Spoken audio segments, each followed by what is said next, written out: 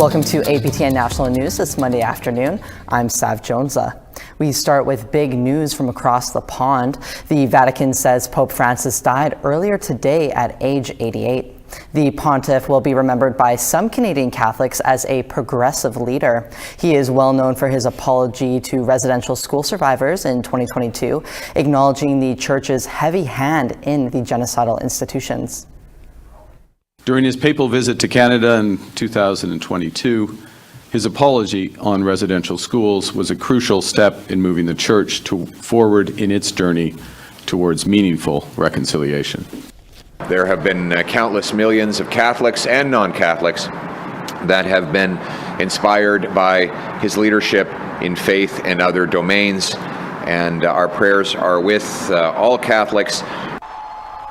The Vatican says the Pope's entire life was dedicated to the service of the Lord and focused on universal love, especially for the poorest and most marginalized. Pope Francis made history as the first Latin American pontiff from Argentina. He was known for his humble style and concern for the poor. He was often at odds with more conservative followers, allowing divorced Catholics to take part in communion service and allowing priests to bless same-sex couples. In 2022, the Pope visited Musqueam, where he apologized to generations of Indigenous people for the abuses they suffered in Canada's residential school system. The National Chief of the Assembly of First Nations is among those extending their condolences on the passing of the Pope. Cindy Woodhouse-Nepenak said in a statement that, quote, "While the Catholic Church has a legacy of harm against First Nations, we acknowledge the progress made in recent years, largely due to Pope Francis's efforts. He listened to us and heard us. He invited us to the Vatican and apologized. It was monumental in our history with the Catholic Church." Woodhouse-Nepenak says First Nations people still struggle with their relationship with the Catholic Church for good reason. The National Chief says the 2022 apology was an important step forward in the healing journey of many First Nations individuals and communities. Woodhouse-Nepenak says, thanks to the work started by Pope Francis, we are now engaged in productive discussions regarding the repatriation of sacred First Nations cultural items from the Vatican. Since the last federal election, one region in Saskatchewan has changed its election boundaries. With just one riding covering most of northern Saskatchewan, candidates are pushing for meaningful change in a region calling for action. Rachel May looks at the candidates in Des Nethi, Mississippi, Churchill River. The Assembly of First Nations says whoever wins Des Nethi, Mississippi, Churchill River could be decided by First Nation voters. Conservative Gary Vidal held Des Nethi, Mississippi, Churchill since 2019. In 2021, he crushed Liberal Buckley Belanger 10,000 votes to 5,500. However, Loon Lake, Pierceland, and Meadow Lake, where Vidal is from, are now a completely new riding, Battleford's Lloydminster Meadow Lake. So Vidal isn't running again. He says MPs should live in the riding they're elected in. Jim LeMeg from Clearwater River Dene Nation near La Loche is carrying the torch for the Conservatives this time around. LeMeg is a former RCMP officer. He was a Saskatchewan Party MLA from 2022 to 2024. He says more must be done to ensure Indigenous people in the North get what they need. When we think about Jordan's principle, and right now what communities are experiencing are a backlog of paperwork that needs to be done. That's something that needs to be addressed. And that's a policy that I'm looking at and thinking that needs to change. LeMeg says growing up in northern Saskatchewan and healing from intergenerational trauma drives his commitment to represent the riding. And that's why I'm doing what I'm doing, so I can give back to the people of northern Saskatchewan. Buckley Belanger is the Liberal candidate. He was born in Isle La Crosse. He was the town's mayor between 1988 and 1994. He was the MLA for the Liberals and the NDP for the area between 1995 and 2021. He is Métis and says the Liberals have proven they're serious about helping all Canadians, including Indigenous people. The Liberal Party has been trying to reconcile with a lot of the Indigenous communities across the country, and we've seen evidence of that reconciliation, but now we must move to the next level. Belanger says the riding is vast and diverse, and he wants Indigenous voices to be heard on a larger scale. This is our opportunity. We have such a lot of possibilities coming forward. I say to them that I have the experience, I have the passion, I have the drive to make sure we go and represent our people. NDP candidate Doug Racine is Métis. He served in the military for 12 years before practicing law for 25. Racine says he can bring a fresh perspective to what Indigenous people truly need. We have to give them the resources. The First Nations are ready to do the heavy lifting. They just need a little bit of help. And I think that's going to be by honoring the treaties and taking another look at the NRTA. When discussing the main issues facing the riding, Racine said there's no time for inaction, and certain issues must be addressed immediately. I think it has to be designated a crisis, the housing crisis, the homelessness crisis, the drug and alcohol crisis. It has to be designated that, and we need emergency funding up here ASAP. All three candidates have identified housing insecurity and addictions as top priorities. Election Day in Canada is Monday, April 28th, 2025. Rachel May, APTN National News, Saskatoon. The election is coming up fast and advanced polling ends today. Is this the first election you're eligible to vote in? Has it been a long time since you last voted? It might feel overwhelming to decide which candidate to mark your ballot for, but the process of going to the polls and getting your voice heard should be simple. Here's how and what to expect when voting in this federal election so you feel confident heading to the polling station. This is a voter information card. You probably got one in the mail recently if you're registered and eligible to vote in the upcoming federal election. It tells you where you can cast your vote on election day or for advance polling based on your address. Bringing it with you will make it a lot easier to vote. If you aren't already registered to vote, no worries. You can still register online or when you go to vote in person. Check on the Elections Canada website to see where your polling station is by using your postal code if you don't already have a card. You can update your name or address online at your polling station or an Elections Canada office. You'll need proof of your current address or previous and new name to do that though. When it comes to actually voting, you need to be a Canadian citizen, at least 18 years old on the day of the election, and can prove your identity and address to be eligible. One piece of ID like a driver's license or any other ID issued by a Canadian government with your name, address, and a photo of your face works. It can even be expired as long as the information is current. Otherwise, bring two types of different IDs, both with your name and at least one with your address. Some quick suggestions are an Indian status card, Métis card, or voter information card. Here's a long list of all the accepted ID you can use to vote or register to vote. Just make sure they're the original copies. If you're unhoused or have no fixed address, you can still vote. Just bring one of those IDs with your name on it, like a birth certificate, along with a document called a letter of confirmation of residence as your address. You can get that at a social service establishment like a shelter or soup kitchen. They'll sign it and you'll use that postal code to find your polling station. If you can't do that, get someone to vouch for you at their polling station. A voucher must know you personally, be able to prove their identity and address with ID, and can't vouch for more than one person. Okay, so now we know what you need in order to vote, but how do we actually do it? You can vote early at any Elections Canada office until April 22nd. Advance voting days are from April 18th to the 21st, and the last day to vote, Election Day, is April 28th. You can find your voting locations and times on the voter information card or online using your address. You can also vote by mail with a special ballot where you write the name of the candidate you're voting for. The deadline to apply for voting by mail is April 22nd. To vote in person, you'll go to your assigned polling station and line up to vote. From personal experience, it's usually busiest before and after regular working hours.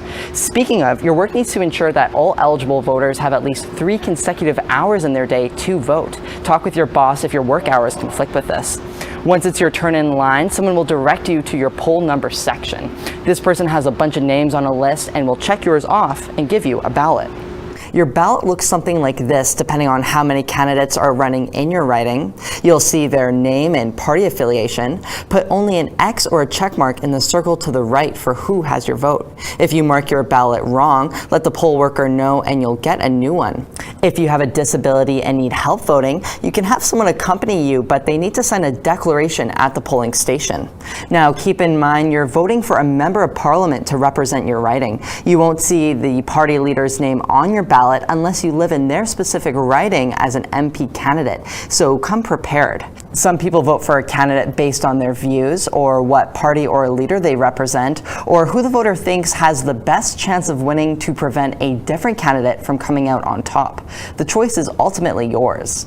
Whichever political party has the most MPs voted in across Canada, their leader will be asked to become the Prime Minister by the Governor General. Once your ballot is marked, you'll be asked to put it in the ballot box and can go on with your day or check out election coverage to see how people voted across the country. APTN National News will have election coverage from 9 p.m. Eastern to 8 p.m. Central on Election Day, so make sure to check it out. For more information on voting, check out elections.ca. We need to take a quick break, but first, our reporter Angel Moore is in New York. She'll tell us what she's up to this week. I'm Angel Moore at the United Nations headquarters in New York for the United Nations Permanent Forum on Indigenous Issues, where delegates from all over the world are gathering to discuss the implementation of UNDRIP. I'll bring you stories all week on the evening news at 5 p.m. Central and 6 p.m. Eastern.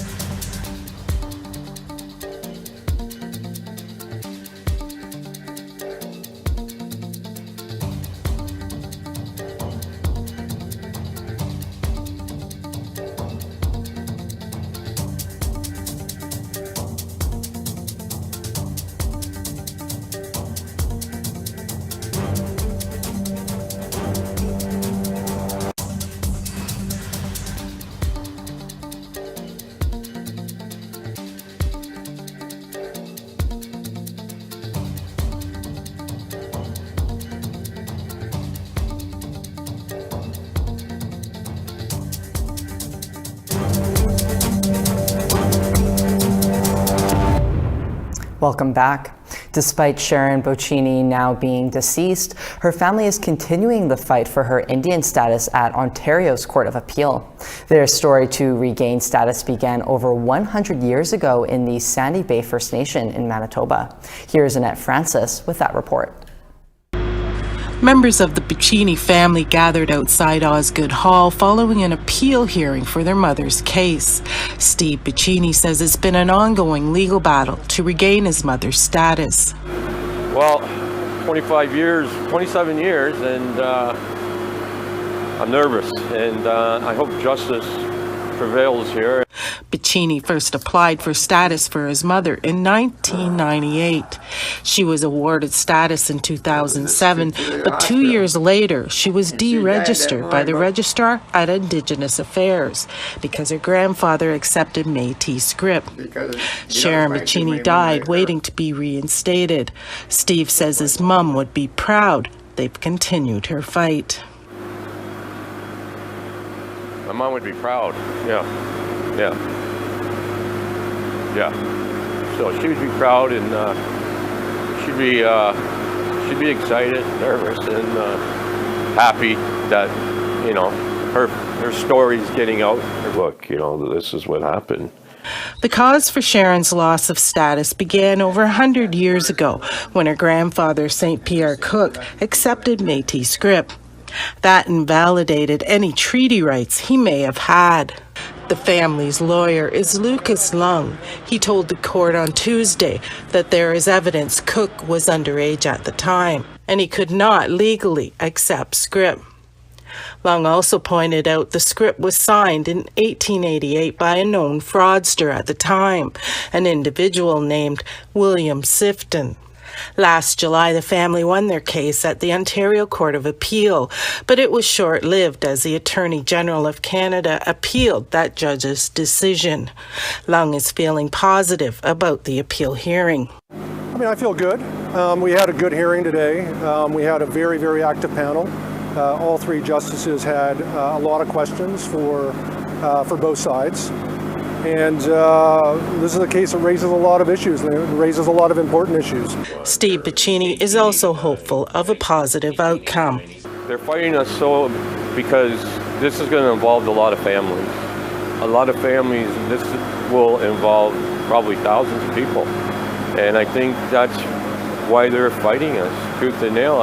This is our third time. We won once, then a second time, and now here we are back in court again for the third time in 27 years.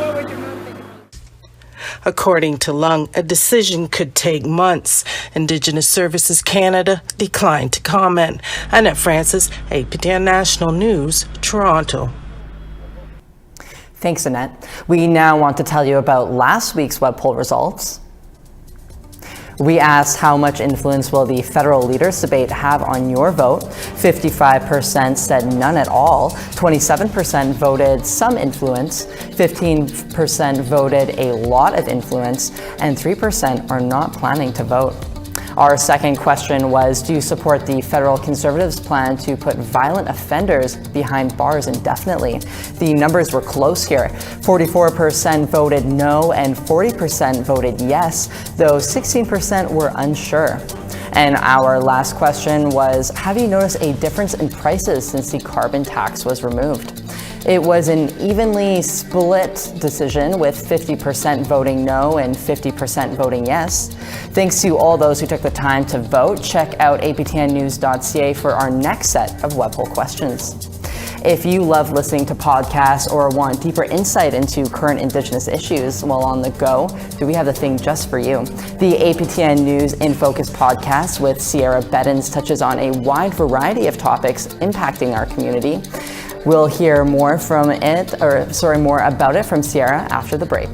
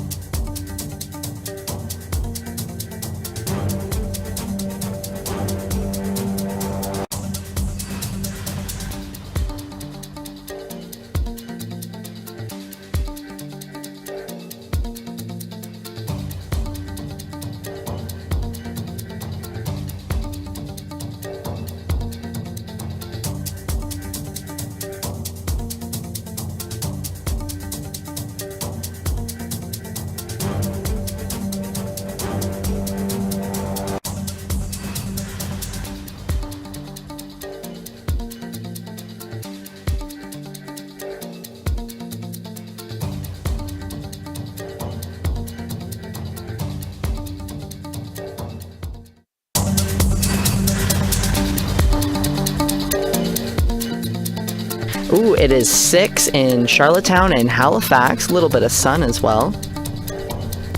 It's 0 in Kuujjuaq, 1 and some rain in Cartwright. It's 6 and cloudy in Quebec, 8 in Montreal. It's 9 and sunny in London, 7 and sunny in Sault Ste. Marie. Sudbury is 3 and sun and some sun and cloud, and 3 in Big Trout Lake. Churchill is -13 with a little bit of cloud, and it's 1 and cloudy in Norway House. Winnipeg is a sunny 7 and 3 in Gimli. Regina is cloudy and 8 and 3 and lots of sun in North Battleford. Stony Rapids is -9 but lots of sun, and sunny and some cloud, -3 in La Ronge. Lots of rain in northern Alberta. It's 11 in Fort McMurray and 11 in High Level. Some rain in southern Alberta, 5 in Calgary, 4 in Red Deer. It's 11 and cloud in Vancouver, 9 in Quesnel. Fort Nelson is rainy and 12, 11 in sun in Prince George. Mayo is 8 and 6 in Watson Lake. -5 in Norman Wells and 0 in Yellowknife. Sax Harbor is -9 and -10 in Tuktoyaktuk. Chesterfield is -8 and some cloud, -9 in Baker Lake. Iqaluit is 0 and -8 in Resolute. Every Thursday, our reporter Sierra Beddens hosts the weekly podcast, APTN News in Focus, bringing back our former TV show of the same name in a new format. She takes a deeper look into the headlines and what's making news from coast to coast to coast. This week, Sierra spoke with Jeff Ward, the founder and CEO of Animikie Indigenous Technology, to put Indigenous data sovereignty in focus. Take a listen. And so when we're thinking about Indigenous data sovereignty principles, how do these principles contrast with how bigger tech companies are viewing, storing, and using data? Well, big companies see data as the new oil. I think proudly look at data as the new oil, which just further really centers that extractive colonial worldview of data as something to be extracted from, and has value, and how can we turn that into dollars. And when we think about data from an Indigenous perspective, we think about those collective rights, and that's that word "see" in the care principles. That's for collective benefit, and so that's not something to be extracted from data, to be extracted from community. And Sierra is in studio with us now to share more. Thanks for joining us, Sierra. So the topic of this week's episode is Indigenous data sovereignty. Can you tell us more about what that means? Yeah, so the concept of Indigenous data sovereignty has been around for a while. In the 90s, we had the principles of OCAP that were established. I guess more recent years, we have the CARE principles of Indigenous data governance. But basically, in simple terms, it's the rights of Indigenous peoples and communities to control, manage, and access their own data. So it's really about, having self-determination over data and, how it's stored, how it's managed, who has access to it.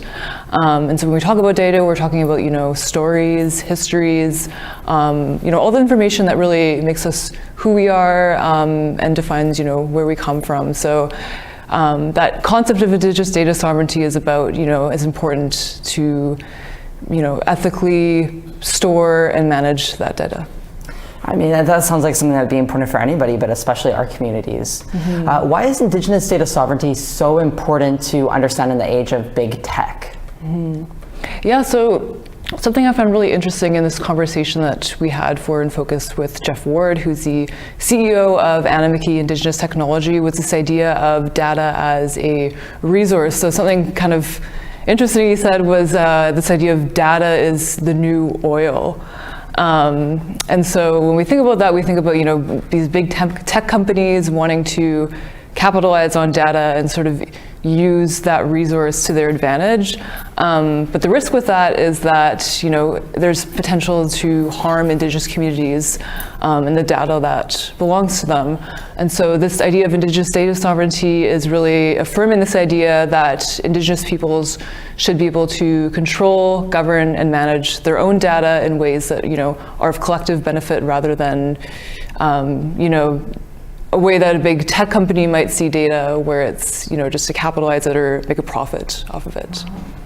How is Indigenous data sovereignty being put into practice by Indigenous communities and tech communities? Or tech companies, I should say. Yeah, so Anna Mickey, which is Jeff Ward, our guest, Indigenous tech company, has a platform called Niwen. So basically what it is it's a data platform that they developed that allows the Indigenous communities and organizations that they work with to basically exercise Indigenous data sovereignty. So it's, you know, the platform itself gives them the ability to control how, you know, their data is managed, who has access to it, where it's stored, what it's used for.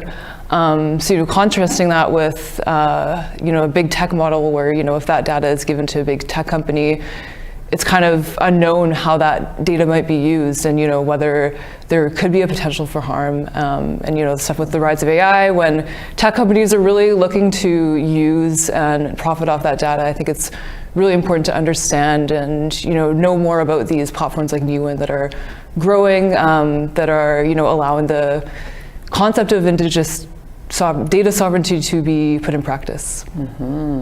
How can people tune into the In Focus podcast?